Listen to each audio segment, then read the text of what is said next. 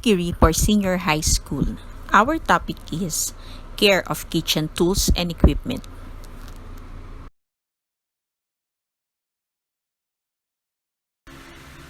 Before we start of the lesson, here are some kitchen quotes and sayings. The kitchen is the heart of the home. Everyone has to use this kitchen. Let's keep it nice. Please clean up after yourself. The kitchen rules. If you empty it, fill it. If you dirty it, clean it. If you spill it, wipe it. If you open it, close it. And if you cook it, share it.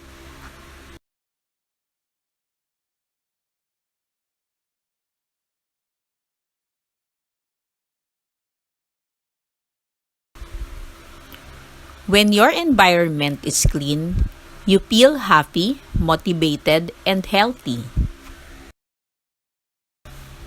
Care of kitchen tools and equipment. Any kitchen tools and equipment will last long if given proper care. The stove, sink, and cabinets should be cleaned and sanitized regularly.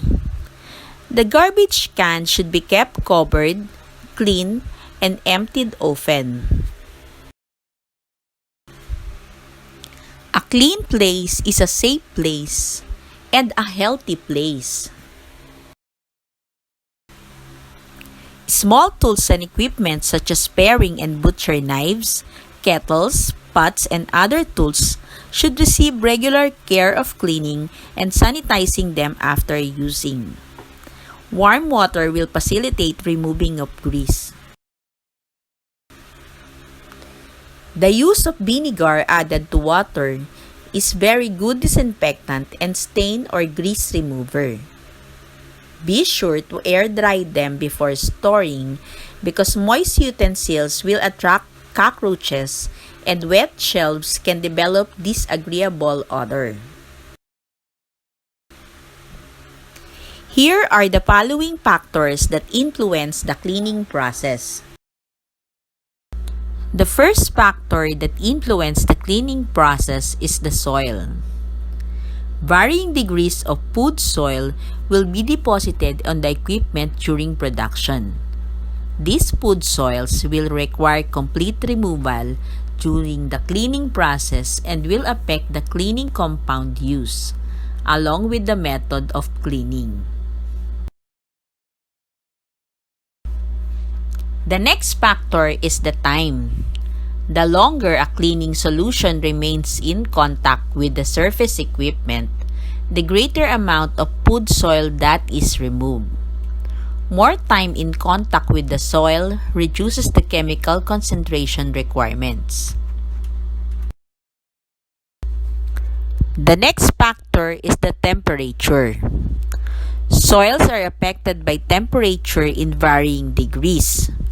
In the presence of cleaning solution, most soils become more readily soluble as the temperature increases. The next is the chemical concentrations. It varies depending on the chemical itself, type of food soil, and the equipment to be cleaned. Concentration will normally reduce as time and temperature are increased.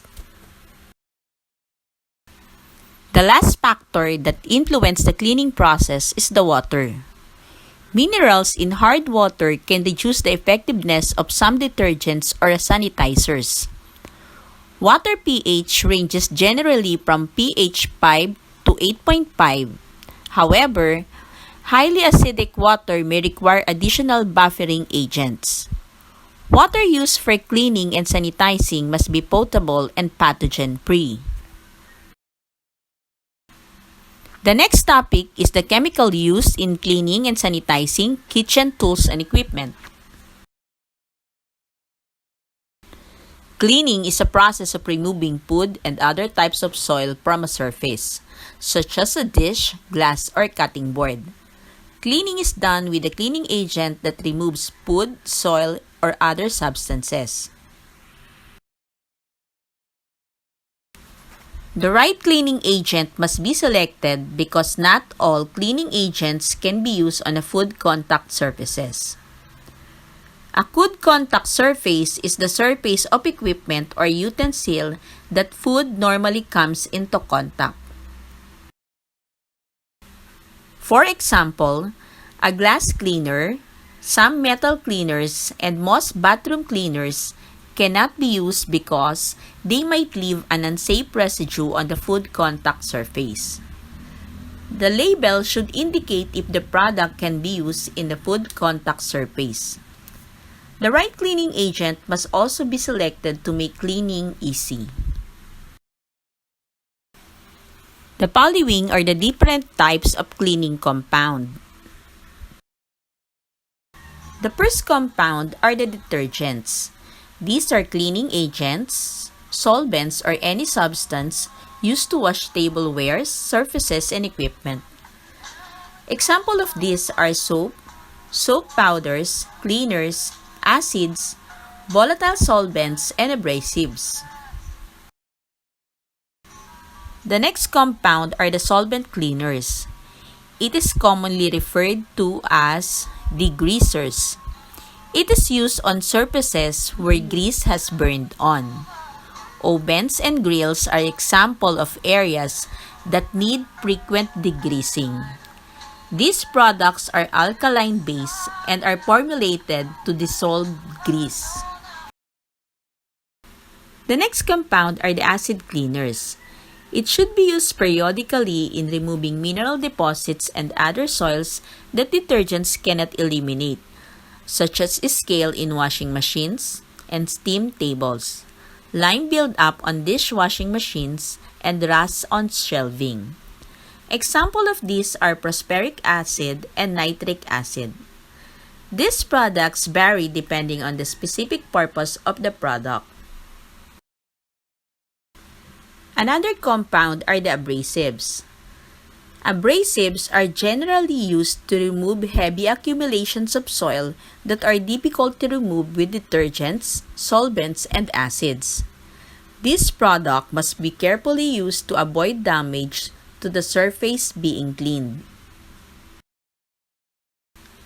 Other chemicals used for cleaning and sanitizing kitchen equipment and utensils are ammonia, dishwashing liquid, chlorine, carbolic acid, Timsen, disinfectants, and soap. This is Maylene Huliganga. Thank you for watching.